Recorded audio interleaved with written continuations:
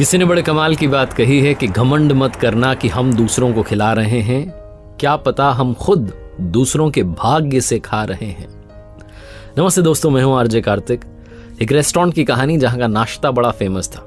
सुबह सुबह वहां बहुत भीड़ आती थी और उस भीड़ में एक आदमी आता था, चुपके से नाश्ता लेता था, खाता था और बिना पैसे दिए निकल जाता था।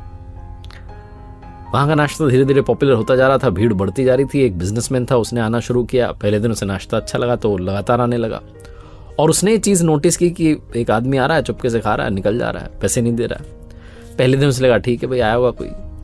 लगातार जब उसने देखा कि 4-5 दिन, हफ्ता हो गया, ये तो आता ही जाता है, इसका नुकसान कर रहा है रेस्टोरेंट वाले का, तो उससे रहा नहीं गया। वो गया रेस्टोरेंट के मालिक के बारे में पूछा। बोले कहाँ है? बोले वहाँ बैठे हुए हैं। जाकर के बोला भाई साहब आपसे एक इंपॉर्टेंट बात करनी है। उसने कहा थोड़ा सा कस्टमर ज़्यादा है, अभी फ्री हो जाएं, अगर आपके पास टाइम हो तो हम फ्री होकर बात करते हैं। उसने कहा ठीक है। रुकाओ, इंतज़ार किया उसने कि आज तो बता के जाऊँगा।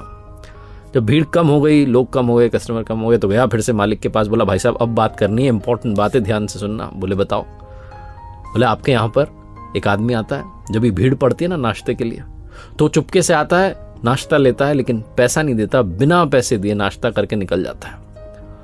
और 1-2 बार होता है तो चल जाता। मैं हफ्ते भर से आ रहा हूं, वो रोज दिखता है, हफ्ते भर से आपका घाटा हो रहा है। तो रेस्टोरेंट वाला मुस्कुराने लगा। बोले भाई साहब आपने बात बताई है, साहब बताने वाले आप पहले इंसान नहीं है, मुझे बहुत लोगों ने बताया, और ये जो भीड़ आपको दिख रही है ना, उसी की वजह से भीड़ है।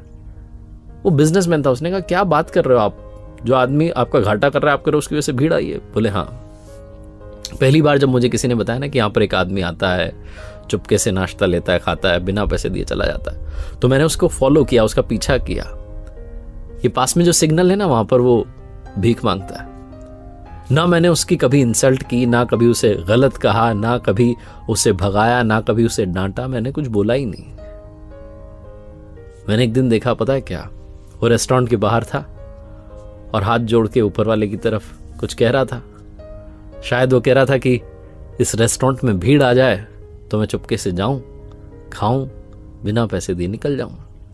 ये जो भीड़ आती है ना भाई साहब, ये उसी की वजह से आती है, उसकी प्रार्थना की वजह से आती है। उसी भीड़ में वो आता है, नाश्ता करता है, चला जाता है। बिजनेसमैन की आंखें खुल गई, उसे समझ में आया कि ग्रैटिट्यूड क्या होता है।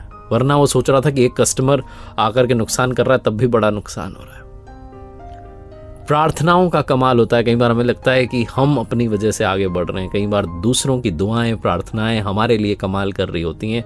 इसलिए लाइफ में सबकी वैल्यू करना शुरू कीजिए, सबके लिए प्यार अपने हृदय में लेकर के आइए, ग्रैटिट्यूड शो करते चलिए।